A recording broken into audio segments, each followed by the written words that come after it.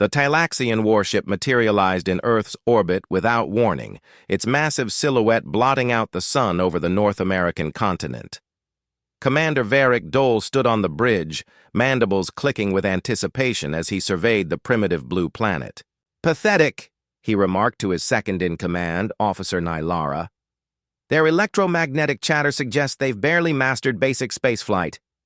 This conquest will be remembered as nothing more than a footnote in our expansive history." What the Tylaxians failed to understand was that humanity's apparent technological inferiority masked a ferocious ingenuity born of thousands of years of intraspecies conflict. While humans hadn't ventured far beyond their solar system, they had perfected the art of war against themselves, a dangerous evolutionary path that had created a species unnaturally comfortable with violence and strategic thinking. Admiral Constanza, Orlov of the United Earth Defense Force, received the alert at Oro 300 hours. The mysterious vessel had appeared suddenly, bypassing all early warning systems. Within minutes, she stood in the UEDF war room beneath the Urals, surrounded by humanity's most brilliant military minds. "Analysis?" she demanded. Director Maliki Rivera, head of Xenotechnology, pulled up the scans. Ship approximately 2 kilometers in length. Energy signatures unlike anything we've ever seen. Weapons systems, active and powering up. The room fell silent. Humanity had wondered for centuries if they were alone in the universe. Now they had their answer, and it wasn't the one they'd hoped for. "They're transmitting something," announced Communications Officer Impisi Nkosi. A holographic figure materialized in the center of the room, a tall insectoid creature with glistening carapace and compound eyes that reflected the light in disturbing patterns. "People of Earth," the translation system rendered in a flat mechanical voice. "I am Commander Varric Dole of the Tylaxian Imperium. Your world has been selected for resource extraction and potential colonization. Resistance is inadvisable, but expected. To demonstrate our technological superiority and the futility of opposition, we will now eliminate your largest military installation." The transmission cut. Seconds later, reports flooded in. The combined naval base at Gibraltar had vanished in a blinding flash of light. 80,000 personnel. Gone in an instant. Admiral Orlov's face remained impassive, though her knuckles whitened as she gripped the edge of the command table. "They believe this display will terrify us into submission," she said quietly. "They've made a critical error in judgment." She turned to the assembled leaders. "Activate Protocol Lazarus and send a tight beam message to the Ares station on Mars. Authorization Orlov 7 Delta Omega." Lieutenant Faraji raised an eyebrow. "The Ragnarok Protocol, Admiral? That's still experimental." "It's no longer experimental, Lieutenant. It's necessary." Her eyes hardened as she watched the alien vessel on the display.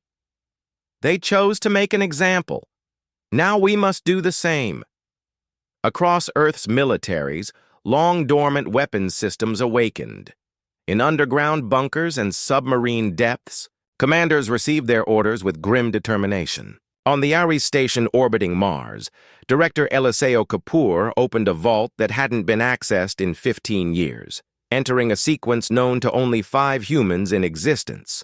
The Tylaxians had studied human history and seen a fragmented, contentious species that had never united under a single banner. What they failed to realize was that humanity had never faced an external threat until now. As the alien ship prepared its second strike, Earth prepared to deliver a message that would echo across the galaxy for millennia to come. Commander Dole watched with satisfaction as the Gibraltar installation evaporated. The primitive tracking systems of Earth had detected his ship far too late to mount any meaningful defense. These bipedal creatures would soon understand their place in the cosmic hierarchy. "Prepare targeting solutions for their next largest military installations," he ordered. "Let them witness true power before we begin negotiations for their surrender." "Officer," Nylara studied her console with growing confusion. Commander, I'm detecting unusual energy signatures emerging from multiple points on the planet's surface. They're primitive weapons, Dole dismissed with a wave of his upper appendage. Nothing that could penetrate our shields. On Earth, Admiral Orlov stood in the newly activated Global Defense Coordination Center beneath Lake Baikal. Representatives from every major military power worked in unprecedented unity, centuries of mistrust, forgotten in the face of extinction. Kinetic orbital platforms releasing in 30 seconds, announced Colonel Vasilyev of the Russian Federation. Chinese electromagnetic. Pulse arrays charged and targeting, confirmed General Zhao. U.S. orbital defense grid online and awaiting final authorization, reported General Abernathy. Orlov nodded grimly. On my mark. Execute Lazarus Protocol. Across Earth, humanity revealed its teeth. The first wave came from seemingly innocuous satellites that had orbited Earth for decades, ostensibly for communications and weather monitoring. Their outer shells split open, revealing tungsten rods accelerated to relativistic speeds aimed directly at the Talaxian vessel. On Mars, Director Kapoor initiated the Ragnarok sequence. The surface of the red planet rippled as hidden installations activated, revealing massive energy weapons constructed in secret through international cooperation over the past 20 years, a contingency for this exact scenario. Commander Dole barely had time to register surprise when the first kinetic impactors slammed into his vessel's shields. The bridge rocked violently. "Impossible!" he snarled. Their technology shouldn't. The second wave hit before he could finish. Electromagnetic pulses designed specifically to disrupt shield harmonics, followed by focused energy beams from Mars that no pre-spaceflight civilization should possess. Shields. At 60% and failing, Nylara reported, mandibles chattering in alarm. Commander, they're coordinating attacks from multiple vectors using technologies that contradict our intelligence. In the war room, Admiral Orlov watched the alien vessel reel under humanity's assault. They expected terror, she said quietly. They expected submission. They'll receive neither. The ship attempted to retreat, engines flaring as it tried to escape Earth's gravity well. But Director Kapoor's final contribution to the battle was already in motion. Quantum-entangled missiles that couldn't be outrun or evaded, developed in secret by an international consortium of scientists. As the Talaxian vessel struggled to escape, Admiral Orlov opened a communication channel. "Commander Dole," she said, her voice steady and cold. "This is Admiral Konstanza Orlov of the United Earth Defense Force. You chose to attack without provocation, believing us weak and unprepared. You were mistaken." On his damaged bridge, Dole stared at the human's image in disbelief. "Your invasion ends here," Orlov continued, "but your ship will be allowed to limp home, damaged but functional. Take this message to your Imperium. Earth is not defenseless. Earth is not unprepared. And should you or any other species attempt this again, we will not be as merciful." As the quantum missiles detonated precisely at the vessel's engine ports, crippling but not destroying the ship, Earth sent its first interstellar message to the wider galaxy, one of steel and fire rather than peace and friendship. The Talaxian ship retreated, limping away with barely functioning propulsion, and humanity, newly aware of its place in a hostile universe, began to prepare in earnest. The Grand Galactic Council chamber hummed with tension as representatives from 17 spacefaring civilizations gathered for an emergency session. At the center of the vast amphitheater floated a holographic projection of a seemingly insignificant blue planet. High Counselor Ziv Tal of the Andromeda Confederation struck his ceremonial staff against the floor, bringing the chamber to silence. His translucent skin pulsed with bioluminescent patterns indicating extreme concern. "We have convened this emergency session to address the incident involving the Talaxian Imperium and the previously uncontacted species from the planet designated Earth," he announced. "Commander Dole's vessel has returned to Talaxian space, with catastrophic damage and less than half its crew surviving." Murmurs rippled through the assembly. Uncontacted, pre-FTL species weren't supposed to possess such capabilities. Ambassador Zorai of the Talaxian Imperium rose, his damaged carapace and missing limb drawing gasps from several delegates. "These humans are aberrations," he hissed. "They concealed their true technological capabilities. They responded to our standard dominance display with disproportionate violence. They must be contained before they threaten galactic stability." Ambassador Larissa Thalmar of the ancient Elonian Republic, known for their measured wisdom, leaned forward. "Perhaps we should examine why your standard dominance display involved the annihilation of 80,000 sentients. Your Imperium's expansion tactics have long concerned this council." The Talaxian ambassador clicked his mandibles in irritation. "We follow procedures that have worked for millennia. New species must understand the hierarchy they are entering." "And yet," interjected the gelatinous form of diplomat Ublek from the Morphin Collective, "these humans have demonstrated that your hierarchy may need reconsideration." The council chamber's atmosphere grew increasingly charged as footage from the encounter played. The Talaxian ship's devastating first strike. The unexpected, coordinated human response. The crippling of a vessel considered among the most formidable in the quadrant. Most disturbing was the final transmission from the human admiral. Not a message of fear or desperate negotiation, but a cold, calculated warning delivered with absolute conviction. Scientific advisor Neza Ari approached the central platform, her 6 limbs manipulating data streams in the air. "Our analysis of human communication signals indicates several troubling characteristics unique among known species," she reported. "Humans appear to have spent their entire evolutionary history fighting themselves. They've developed military strategy as an art form. Their entertainment, their literature, even their recreational activities often simulate conflict." She paused, letting the implication sink in. "In short, while other species evolved through cooperation or specialized into predator-prey relationships, humans evolved through constant adaptive intraspecies warfare. They are essentially a species that has been preparing for interstellar conflict without knowing it existed." The Dosi representative, a crystalline entity named Prismax, chimed with harmonic resonance. "The logical conclusion is quarantine. We seal their system until they destroy themselves or mature beyond their violent tendencies." "That approach has risks," countered Ambassador Larissa. "We've all reviewed the transmission from their leader. This is not a species that would respond well to containment, and their technological progression appears exponential. They developed countermeasures to Talaxian shielding with minimal exposure." High Counselor Zivtal sighed, his bioluminescence shifting to patterns of deep contemplation. "We face an unprecedented situation. A pre-FTL species that successfully repelled a Class 9 military vessel while demonstrating restraint they had no obligation to show." The chamber fell silent as he continued. "The humans could have destroyed Commander Dole's ship entirely. Instead, they chose to send it home damaged, but with a message.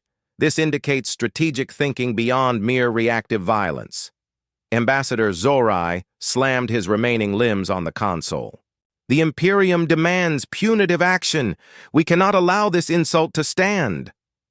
"Your Imperium," Zivtal responded coldly, "violated 13 different protocols for first contact. You're fortunate the humans didn't pursue you beyond their system." As the debate intensified, security alerts suddenly blared throughout the council chamber. On every display, a single notification appeared.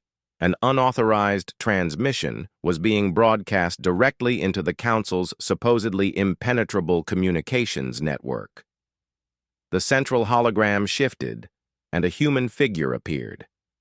Not Admiral Orlov, but a different official, standing before a simple backdrop with Earth's planetary flag. "Greetings, Galactic Council," the human said calmly. I am Director Eliseo Kapoor of the Earth Defense Intelligence Directorate. We've been monitoring your deliberations with great interest. The council erupted in chaos. Their most secure chamber had been compromised by a species that shouldn't even know they existed. The council chamber descended into pandemonium as Director Kapoor's image stood calmly in the center of their most secure facility. Security protocols. Activated automatically, quantum-encrypted barriers slamming into place around the chamber. Impossible! Shrieked the Talaxian ambassador, his remaining limbs trembling. They have no FTL capability. They cannot have breached our communications. High Counselor Zivtal raised his hands for order, his bioluminescence pulsing rapidly in patterns indicating extreme alarm. How have you accessed this chamber, human? Director Kapoor smiled slightly. Your damaged Talaxian vessel carried more than a message back to your civilization. We placed quantum entanglement nodes throughout its systems. Primitive by your standards, perhaps, but effective. The implications stunned the assembly into silence. The humans hadn't just defended themselves, they had used the encounter as an intelligence-gathering opportunity. We've learned much about the galactic community in the past weeks, Kapoor continued. Your languages, your technologies, your politics.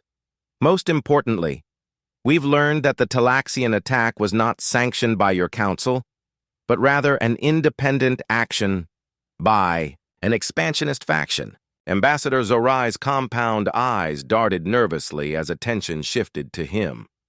Nevertheless, Kapoor said, his voice hardening, the attack on Earth happened. The deaths of 80,000 of our people happened. And now we find ourselves in an interesting position. Larissa Thalmar of the Aelonian Republic stepped forward. Director Kapoor, surely your species understands that peaceful coexistence is possible. The actions of one member do not represent the Council's intentions. We understand this concept better than most, Kapoor replied. Humanity has spent millennia divided, fighting amongst ourselves. We know the difference between the actions of governments and the will of peoples.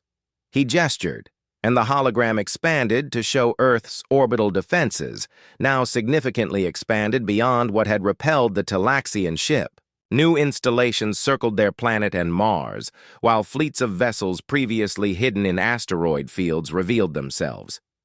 After the attack, Earth united as never before, Kapoor explained. Our response time for full military industrialization was impressive, even to us. Scientific advisor Nez Ari analyzed the displayed capabilities with growing concern. These developments should have taken decades, she murmured. When extinction is the alternative, humans work quickly, Kapoor replied, having somehow heard her. But we didn't contact you to threaten. We contacted you to establish parameters. He straightened, his expression severe. Earth proposes the following. We will continue our development independently, without interference. We will not expand beyond our solar system for a period of 50 Earth years, time for both sides to adjust to this new reality. In return, a buffer zone of 10 light-years will be established around Sol, which no military vessel may enter without explicit permission. The council members exchanged glances. The proposal was reasonable, unexpectedly so from a species that had just experienced a devastating first contact. And if these terms are violated? Asked Zivtal cautiously. Kapoor's expression didn't change. Then we will respond with appropriate force. The Talaxian ship was disabled as a warning. Next time, there will be no survivors. Ambassador Larissa leaned forward. Director, if I may ask, why reveal yourselves now? You could have continued gathering intelligence undetected. Because despite what you've seen, humanity prefers honest dealings to deception when possible, Kapoor replied. And because your council was about to vote on quarantine measures that would have been problematic for all involved. Several Council members shifted uncomfortably, realizing how close they had come to provoking a species that had already demonstrated both martial prowess and strategic foresight. "One final point," Kapoor added. "We expect the Tylaxian Imperium to provide reparations for their unprovoked attack. Our terms have been transmitted separately. We consider this non-negotiable." Ambassador Zorai began to protest, but High Counselor Zivtal cut him off with a sharp gesture. "We will need time to consider your proposal, Director," Zivtal said carefully. "Of course," Kapoor nodded. "We'll await your response. But understand this. Humanity has glimpsed the stars and found them wanting. We hoped for wisdom and discovery. Instead, we received aggression and death. Our patience has limits." As his image faded, the Council remained in stunned silence. The security system finally reported what they already knew. There had been no actual breach. The quantum entanglement nodes had allowed the humans to transmit without traditional detection. "Did anyone else notice?" Diplomat Ublek said quietly, his gelatinous form rippling. "That their director spoke in our native languages? Not through translation devices, but actually spoke them?" The implication was clear. In mere weeks, humanity had done more than build defenses. They had studied and mastered alien communication to a degree that should have been impossible. Thigh. Message was subtle but unmistakable. Underestimate us at your peril. 3 years passed since humanity's unexpected entrance onto the galactic stage. The buffer zone around Sol system remained intact, monitored by advanced sensor arrays placed by both the Council and Earth. The Tylaxian Imperium, under intense pressure, had delivered the demanded reparations, technologies, resources, and formal acknowledgments of wrongdoing. Admiral Orlov, now Supreme Commander of Earth's Unified Defense Forces, stood aboard the UES Retribution, humanity's first true interstellar vessel. Although still slower than the advanced FTL drives used by Council races, it represented a quantum leap in human capabilities. "Status report," she requested, surveying the bridge crew. "A multinational team representing Earth's new unified government." "All. Systems nominal, Admiral," replied Captain Devraj Khatri. "We're maintaining position at the edge of the buffer zone as agreed with the Council observers." The mission was ceremonial but laden with significance, a demonstration of humanity's progress and a reminder of their continued vigilance. The Council had sent representatives from 7 species to witness the event, a tacit acknowledgement of Earth's emerging status. Lieutenant Impisi Nkosi, now Orlov's strategic advisor, approached with a data tablet. "Admiral, long-range sensors are detecting unusual activity at the outer marker. Multiple vessels approaching at high velocity." Orlov frowned. "Council ships?" "Negative. Configuration matches." Nkosi hesitated. "Tylaxian War Fleet. At least 17 vessels, Admiral." The bridge fell silent.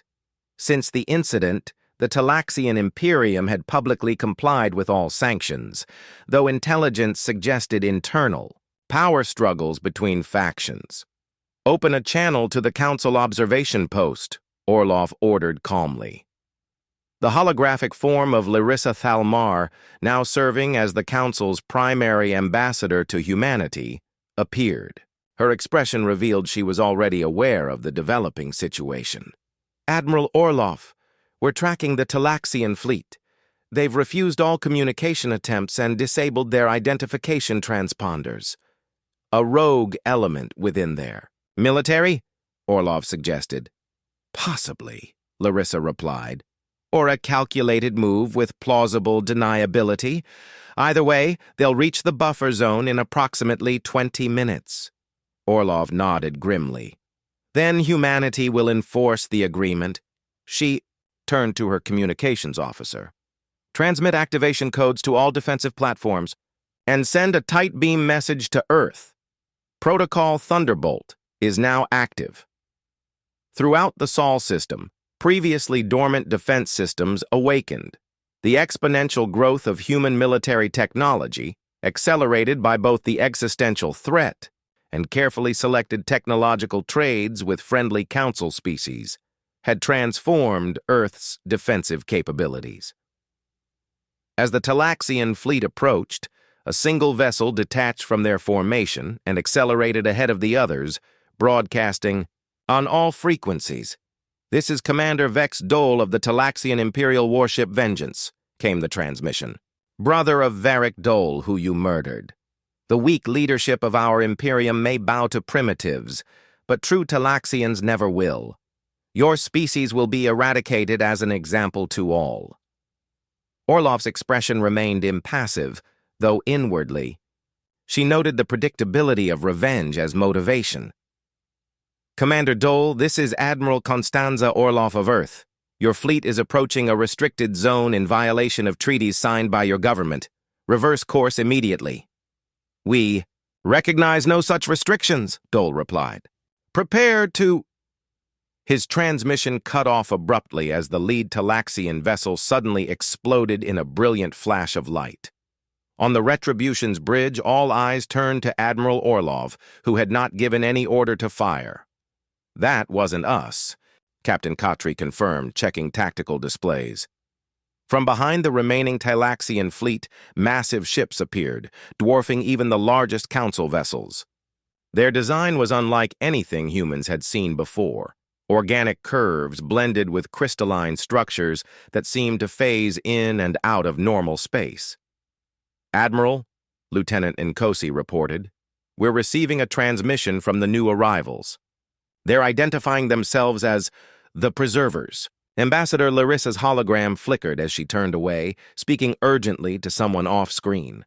When she turned back, her expression conveyed genuine shock. "The Preservers are mythological," she explained quickly. "An ancient species, said to have withdrawn from galactic affairs millennia ago.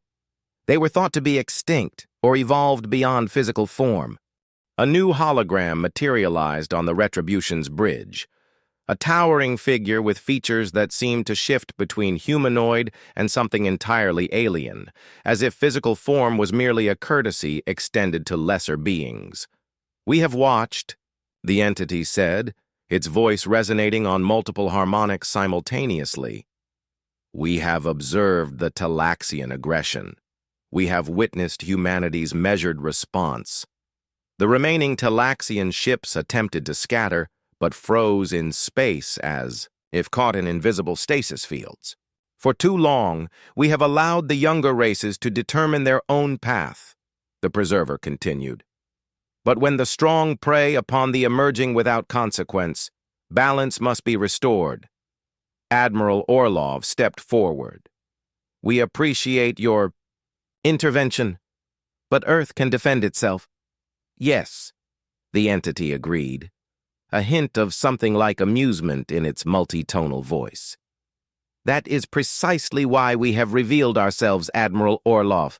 Not to protect you, but to protect them."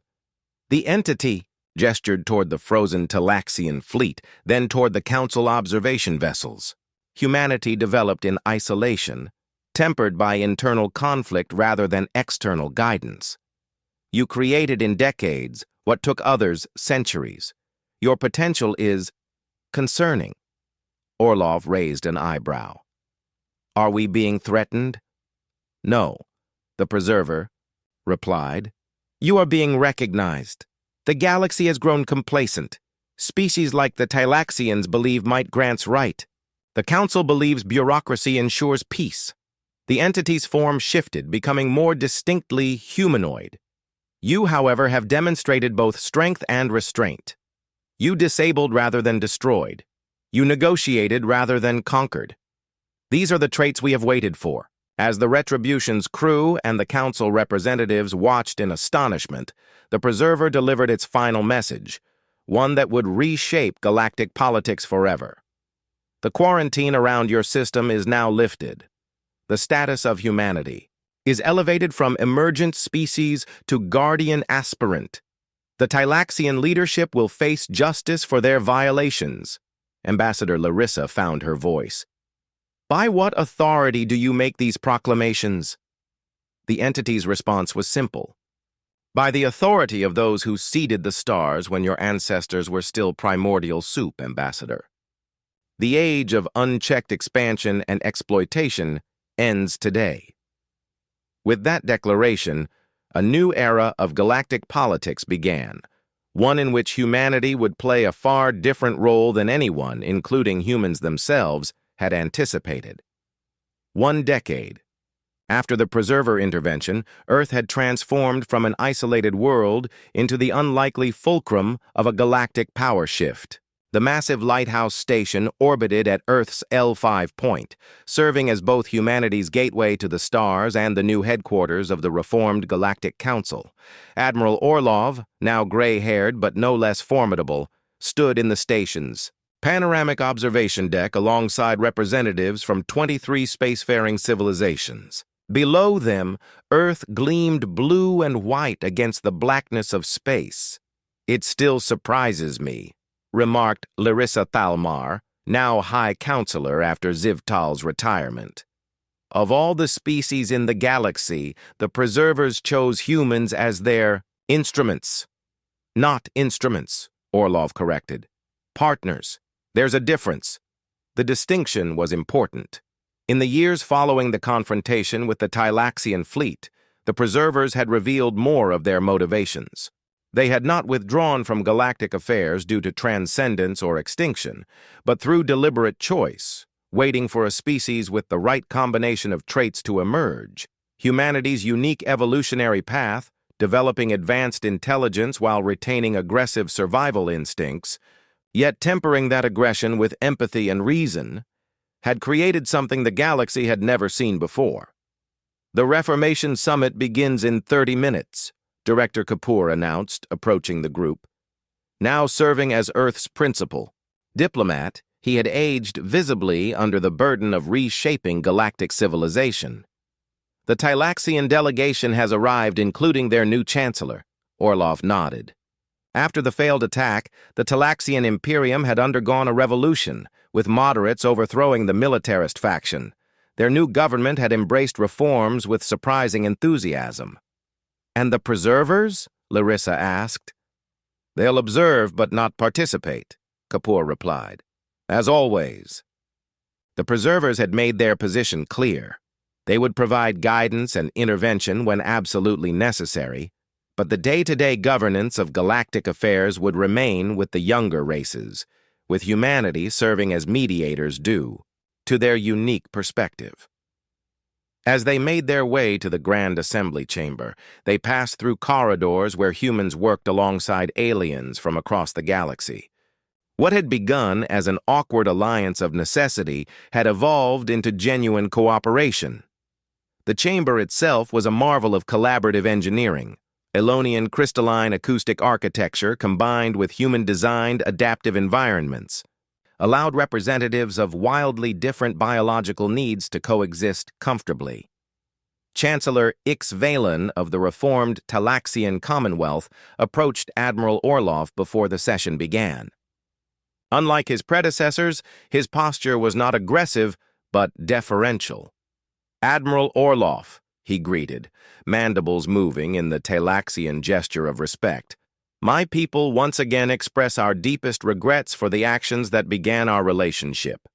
"The past remains past, Chancellor," Orlov replied formally. "We look to the future." "As do we," the Tylaxian agreed, "which is why my government wishes to propose the Joint Defense Initiative ahead of schedule. Recent activities on the Galactic Rim concern us." Orlov nodded gravely.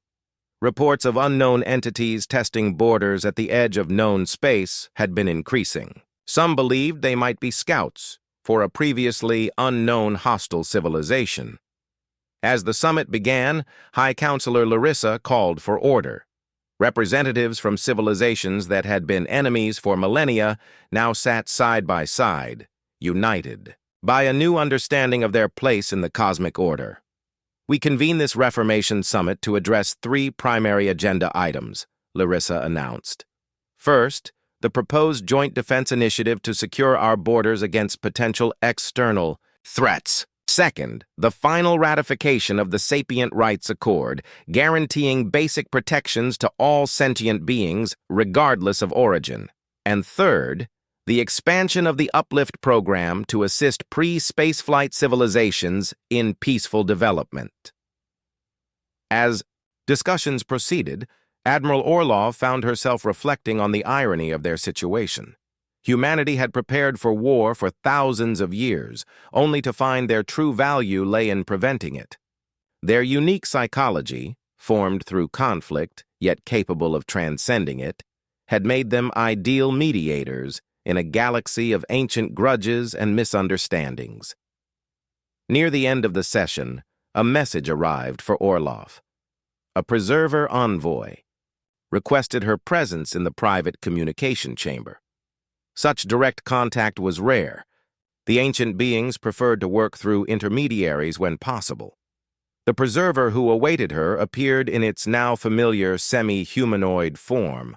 Though Orlov understood this was merely a courtesy, their true nature remained enigmatic. "Admiral," it greeted her, "the entities at the rim have been identified. They are the Harvesters, a collective consciousness that consumes civilizations rather than building them. They have destroyed 17 galactic cultures before encountering our sphere of influence." Orlov absorbed this information with practiced calm. "And you're telling me directly because humanity's role is about to change," the preserver replied. "We selected your species not only for your potential as peacekeepers, but for your unparalleled ability to unify in the face of existential threats." The preserver gestured, and a holographic display showed the approaching force, vast and implacable, unlike anything the Reformed Council had prepared for. "The galaxy has existed in relative equilibrium for millennia," the ancient being continued. "Conflict, yes, but contained. The Harvesters represent something else entirely. Consumption without purpose, destruction without meaning." Orlov studied the projections. "You want us to lead the defense. We want you to do what humans have always done when confronted by a superior force," the preserver corrected. "Adapt, innovate, and deliver a message that will echo across the cosmos." Orlov understood immediately. A warning to any who might follow. "Precisely," the preserver confirmed. "The Tylaxians attacked one human city and learned a lesson they will never forget. Now the galaxy needs humanity to deliver a similar message on a much grander scale." As Orlov returned to the summit, she carried with her the weight of this new responsibility. Humanity had entered the galactic stage through violence not of their choosing, had risen to prominence through wisdom not expected of them, and would now secure their place through a demonstration of power that would resonate for eons. In the grand assembly chamber, she took the podium, all eyes turning to her. The bickering over minor treaty points fell silent as they recognized her expression. "Representatives of the Reformed Council," she began, her voice steady, "I come before you with grave news and a graver purpose. An external threat approaches. One that threatens not just individual worlds or species, but our collective existence." She activated the holographic display, showing what the preserver had revealed to her. Gasps and murmurs filled the chamber. "Humanity entered this community through fire," she continued. "We were attacked, we defended ourselves, and we showed restraint when victory was assured. Now we must all demonstrate the same resolve." Chancellor Ixvalan stood. "The Talaxian Commonwealth pledges its full military strength to this cause." One by one, representatives rose, ancient enmities set aside in the face of annihilation. The Aelonians, the Morphans, even the traditionally isolationist Dosi crystals chimed their support. "Together," Orlov concluded, "we will send a message to these harvesters and any who might follow them. Not a message of fear or hatred, but a simple truth. This galaxy and its peoples are under protection. Those who come in peace will find friendship. Those who come for conquest will find only destruction." As the summit transformed into a war council, Orlov felt the weight of history upon her shoulders. Humanity had never sought the role of galactic guardians, yet they had been forged for precisely this purpose through their long, violent history. The Harvesters would learn what the Talaxians had discovered, that humans fought hardest not for glory or conquest, but in defense of others. And this time, the warning would be written not just in disabled ships and measured responses, but in the decisive end of an existential threat. Earth's message to the stars would be unmistakable. Those who threaten peace will find no mercy, and the galaxy would be better for it.